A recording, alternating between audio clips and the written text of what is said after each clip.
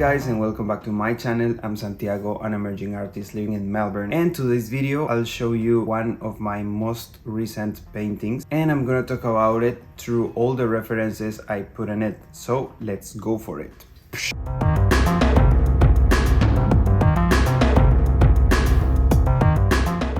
When it comes to creating an art piece and introduce that painting to all the people who want to see it, is always very hard for everyone to get what the painting is about. It happens like very regularly. Almost every artist has its own way to say things, its own language, its own set of materials, ideas, concepts. And that's probably why all art pieces and all artists are like so complex and also so interesting.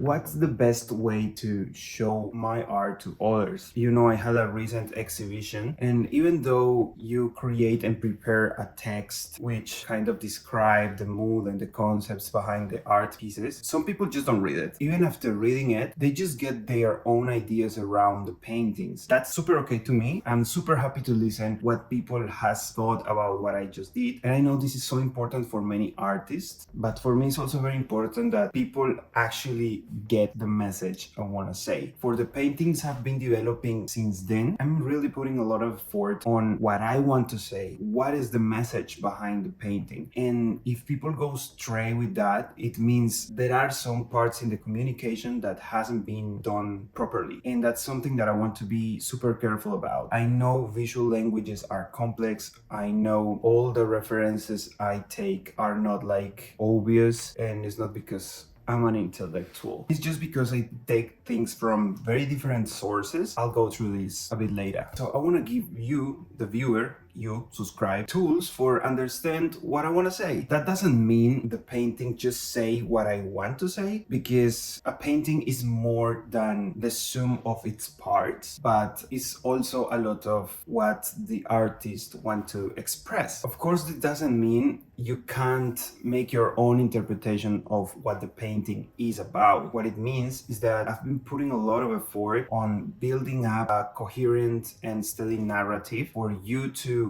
get the message I want to say. So let's go for the painting itself.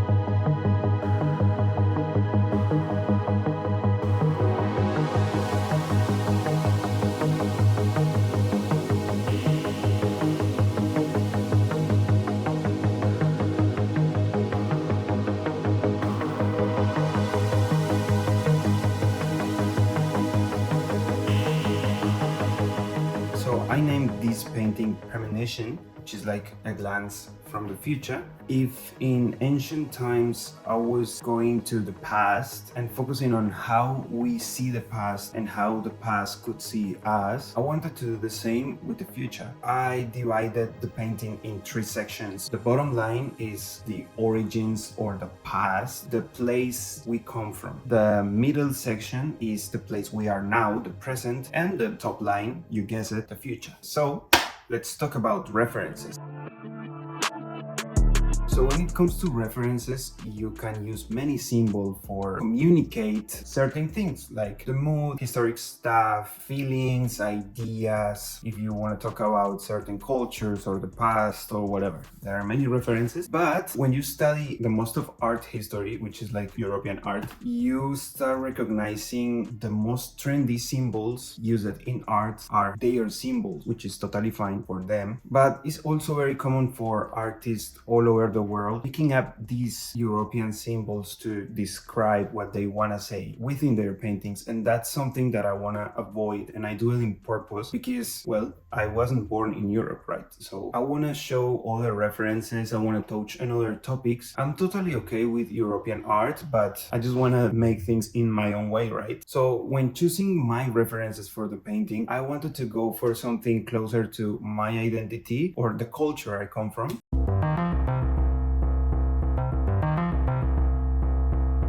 So in here I wanted to represent the origins, where we come from, but instead of using one of these Western symbols for origins. It could be like creation, something closer to mythological stuff, ancient Greek or whatever. I decided to choose a symbol from the indigenous myths from Colombia, which describe how humankind is basically descended from serpents who became humans after jumping out of a lagoon. And also I wanted to describe it like in this linear way, so it could give the painting a lot of movement and giving the idea of movement to the viewer. And also you have like a lot of nature and everything is like thriving and very alive.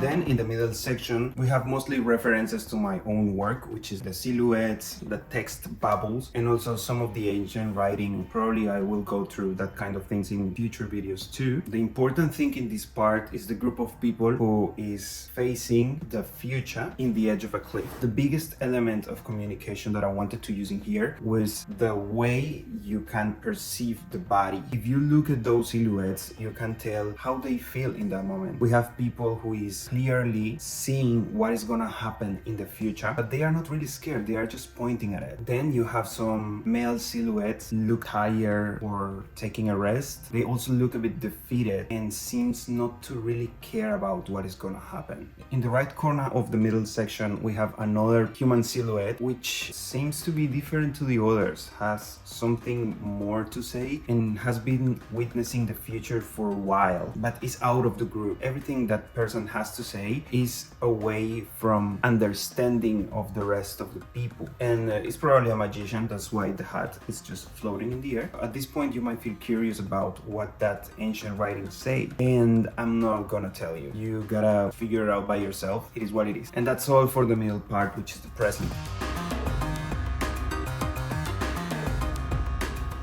The future part, which is the most visible one, the biggest one, is more like a warning, and I took a reference from Adventure Time. You guessed it. If you don't know what I'm talking about, go and watch Adventure Time. Subscribe first. They describe beautifully the nuclear bombs. So this is one of the things I really wanted to get from them. That show is full of great ideas. You might be thinking like, wait, in the beginning you were talking about taking references from ancient mythology of indigenous civilization in Latin America, and now you are telling me you're taking references from a cartoon. Yeah, that's exactly what I want to do. I want to put into my art things that I consider relevant, suitable for what I want to say and how I want to say it. If the reference come from a cartoon, that's perfect. I've seen in this world of the fine arts many people considering other forms of expression as inferior, which is really weird, frustrating, and wrong for me. You can't consider something inferior just because it's not your practice, it's not what you were taught to do or appreciate. I've seen that happening less than before, but it's still a strong feeling. People consider cartoon, animation, digital illustration, even tattoo as an inferior form of art, and that should not happen. It's just different. They do different things and they are masters in their own kind, and that's the beauty of it. And I want to honor and rescue that beauty, referencing them in my paintings.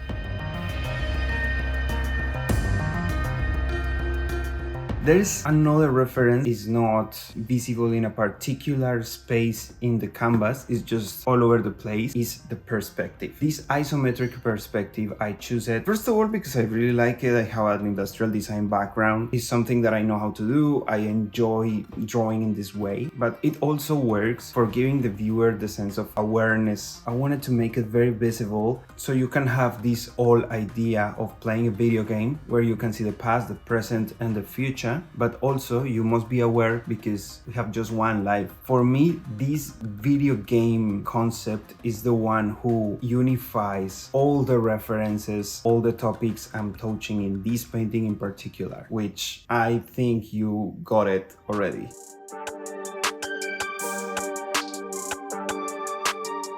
how we came from a natural world, a natural order that we altered, and everything just for leading ourselves to destruction. We as a species have the capability for wipe out our entire civilization, and even acknowledging that fact, we behave like nothing is happening, even though something truly horrible might happen in the future, and even knowing that it would be our fault, we are like, I don't really care about that. And that's what all this painting is about, confronting you with the past, the present, and the future of humankind, and if our current behavior is the proper one for fixing everything and giving us a better future, or our current behavior is actually the problem. So even though it seems to be a bit dark, it's actually a window of opportunity to me, giving us the chance to rethink everything and take action. So I just want to leave you with the positive thinking that if we want to change our future for a better one, we can do something, and it can start from us, even though I don't say that in the painting, but you get the point. If you stay till the end, thank you so much. I would really like to see in the comments whether you like this kind of videos or you would expect me to do some more vlogging and showing my stuff and whatever. And for me, that's all for today. Remember to subscribe, give it a like, share it with your people, and all of those things. See you in the next one.